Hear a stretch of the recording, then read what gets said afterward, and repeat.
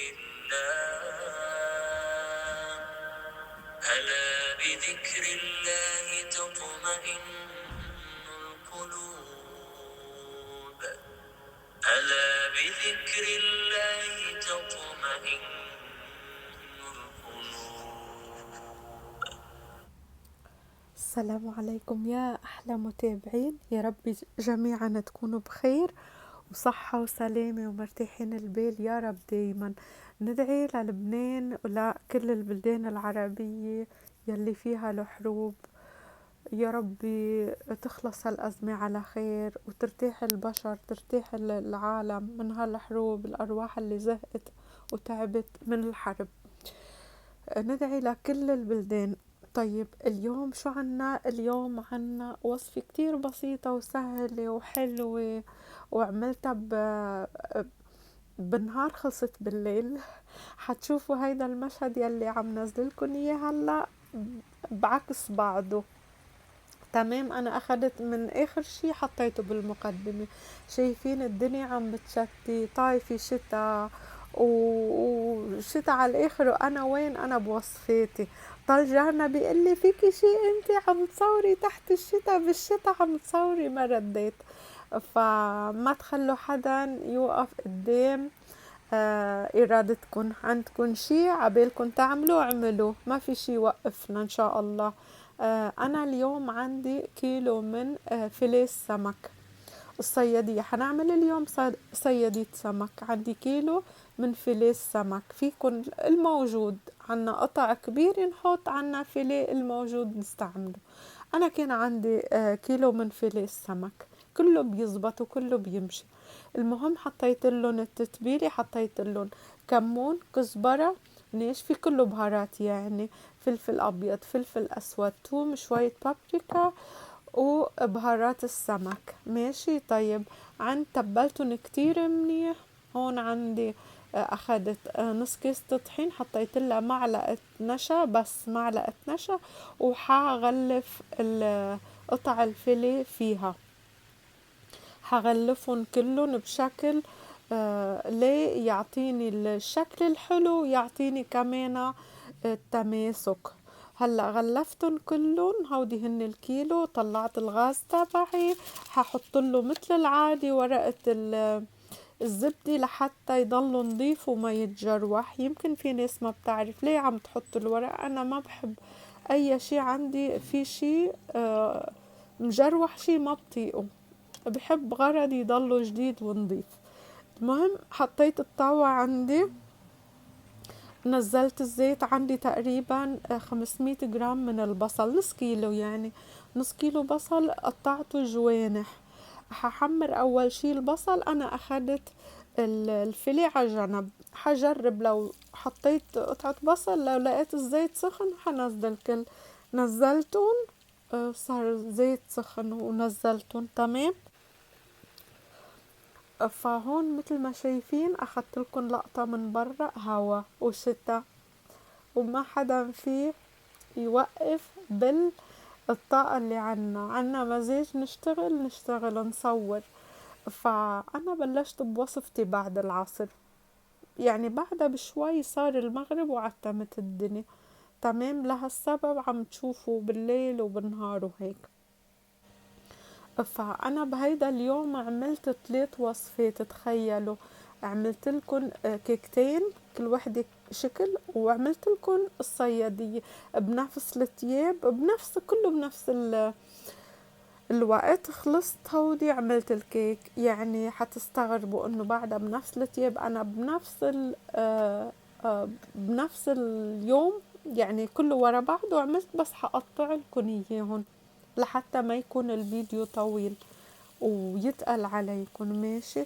فحطيت حمرت البصل كتير منيح. حطيت ورق مطبخ لحتى يمتص الزيت، وخلص حطيت البصل على دفعتين. ماشي. حطيت اول مرة وتاني مرة لحد ما خلصوا. لحتى لو تعرفوا قد ايه قطعت من الفيديو، يمكن قطعت لكم قد ما فيني لكم لحتى اختصر يعني، لحتى ما الفيديو يطول عليكم. كتير قصيت منه. فهلأ شلت البصل، حنزل بعده الزيت سخن، حنزل الفيليه السمك، حمرهم وحنشوف كل شي هلأ مع بعض. حنزلهم عقد ما تساعد الطاوة، عملتهم عمرتين، فأنا كمان قصيت لكم كتير منه. خلص عملتهم هلأ كلهم سوا وحشيلهم، قليتهم كلهم وحشيلهم مثل ما شايفين ما شاء الله طلعوا متماسكين. حأعطيكم سر للسمك الفيليه. في ناس تقلي بيفرط معه، بدكن السمك الفيليه ما يفرط معكم حتى ما إلها علاقة الدقيق. لازم يكون عند الزيت كتير يكون سخن، لما يسخن ما بيفرط.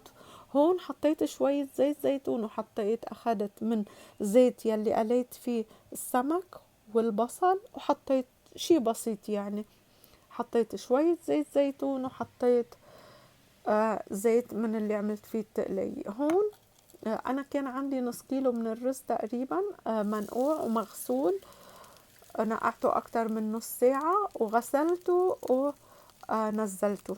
أول شي نزلت شوي من البصل، نفس البهارات يلي نزلتها على تتبيلة السمك هي زيتها حطيتها نفس الشي. هون خليت البهارات مع البصل يتغلف، وكله يتغلف بتغليفة البصل والزيت. ضروري نحركن كتير منيح، نخليهم يتغلفوا قبل ما ننزل عليهم المي. ماشي، نقلبهم كلهم مع بعض لحتى نحس انه خلص. هون انا عندي غليت المي، طالما انا نقعت الرز ما حكتر مي. ماشي، ليه؟ لانه بطريقة النقع هيدا يكون 3/4 الرز مستوي، يعني ما بيحتاج. ماشي، فهلا حطيت لهم غمرتهم مي، يدوب غمرتهم، وحطيت لهم رشة ملح. ليه؟ لانه انا كمان ما تنسوا ملحت الفيليه، شفتوني حطيت ملح بالتتبيلة البهارات. وخلص هلا حخليهم يتهدوا على مهلهم، وتتنبت حبة الرز، حغطي تحتهم. وتذكرت شغلة من بعدها، حبيت حط كم قرن حر، شايفينهم هودي قرون الحر، حبيت حط كم قرن حر، وهودي هلا حيتنبتوا من حالهم. اعطيهم بس شوي تقليبة هيك. ماشي، شايفين؟ حسيت رجعت غطيتهم هيك شي 10 دقايق. ليه؟ لما نحس حبة الغز من بعد طرية وهيك نرجع نغطيهم. ماشي، انا غطيتهم شي 5 دقايق 10 دقايق لحتى حبة الرز نشفت تماما. هون هلأ هون حطيت قطع الفيليه وحغطيهم، حطيت قطع الفيليه فوقهم وحغطيهم. ليه؟ اول شي تتنكه منهم كله ورا بعضه. قصيت كتير من الفيديو لاختصر. فهون خلص تنبتت حبة الرز وتنشفت، واجا الليل علي، صارت الدنيا ليل. وبحس شي غريب، ما حدا غير انا البلكون تبعي مضوية وكله معتم، كل الناس فاتت عبيوتها واتضبضبت وفاتت وقاعدة، وخلص أنا بعدني برا. يعني كان شي شوي هيك غريب بصراحة، ما بقى أعيدها صور بالليل وبرا. حسيت إنه أنا لأنه كل الضوء عندي وبرا كله عتمي خفت، حسيت هيك ما بعرف كل الدنيا شايفتني. فخلص هون هلأ شايفين ما شاء الله حبة الرز نشفت على الآخر. شلت قطع الفيليه، وهلأ حنزلن بعده. حطيت الصحن، هيدا صحن التقديم، حطيته فوق الغاز. هلأ شوي حشيله لحتى فيني زين. تمام. هون على فكرة حخبركن شغلة، أنا بيتي صاير دغري على الطريق، مباشرة على الطريق، يعني ما بتسمعوا يا صوت بوليس يا صوت سيارات يا صوت الإسعاف. فدغري بكرة حصور لكم بيتي دغري مباشرة على الطريق، فلهالسبب عطول في صوت سيارات، في صوت ناس وزحمة. هلأ خلاص عبيتن، شلت الغاز، بلشت نزل قطع الفيليه على إلها الرز. ولو تشوفوا الريحة، ريحة البهارات والتتبيلة بتشق القلب. وقطع الفيليه بتقولوا فرخ سمك ما شاء الله. الهبرة تبعها خطوة انه نحطهم من بعد ما قبل ما نطفي الغاز نحطهم على وجه الرز كتير حلوة ومهمة. هون كنت حمصت شوية صنوبر ماشي. وانت